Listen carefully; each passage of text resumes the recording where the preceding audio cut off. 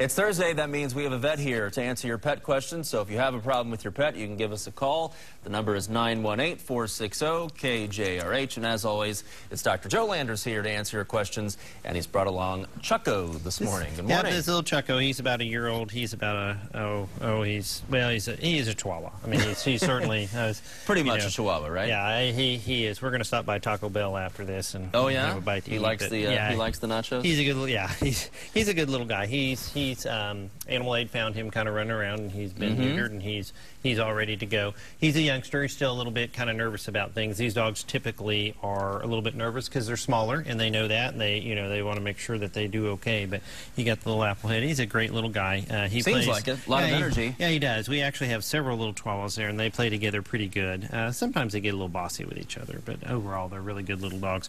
He is faster than grease lightning. He's being really good for me right now, but I'm warning people that if you adopt this dog, he can move pretty quick. Oh my gosh, you just put him down a second ago. That's why I grabbed him really quick, because I was like, oh, don't run off on me. So, and people can find him at animalaid.org. Yes, animalaid.org, or he's over at Heritage Veterinary Hospital. Okay, all right, let's go to the phones now. First up, we have Ariel in Pryor. Good morning, Ariel. Good morning. What's your question? I just recently purchased a red blue heeler mix, and I have 3 small children, and he's an ankle biter. And I was wondering if there's anything we can do to mitigate him running after the kids, hurting the kids. How old is he now? He's 4 months old now. I've had him about 2 months. Yeah, and understand that ankle biting is exactly what those dogs are bred and taught to do, because that's how they herd the cattle, and they kind of nip at their heels a little bit and get them to go together. So as your kids run, and I'm supposing that your kids may be, very calm and not run or get in anything, but as they do that, that comes natural to them. So usually what you got to do is tell them no.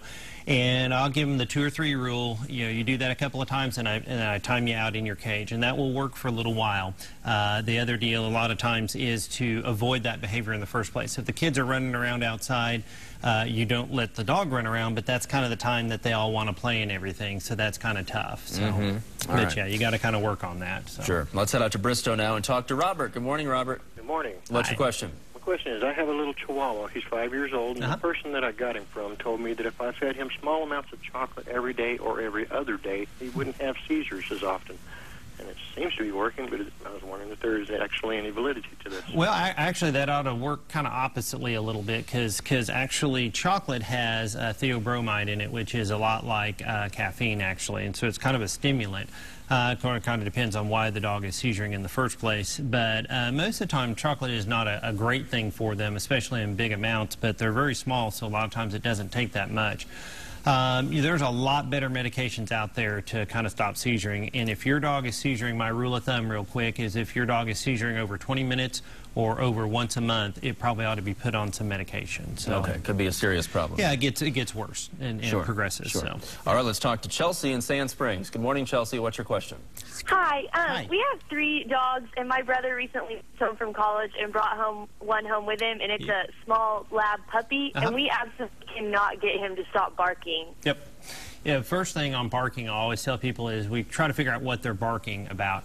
A lot of times that can be several different deals, but if you kind of pinpoint, and it's something you're going to kind of sit down maybe with your vet and kind of talk and see why the dog is barking. Is it separation? Is it fear? Is it territorial?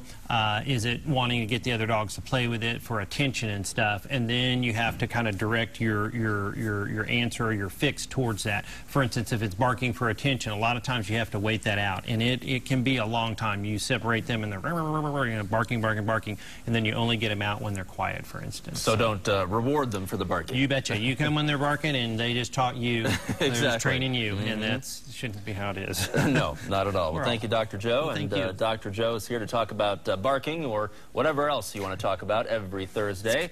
If you missed any of today's segment, you can go to KJRH.com, click on the Lifestyle tab to watch it again, learn about other pets who need homes, and find out more about Heritage Veterinary Hospital. Aaron.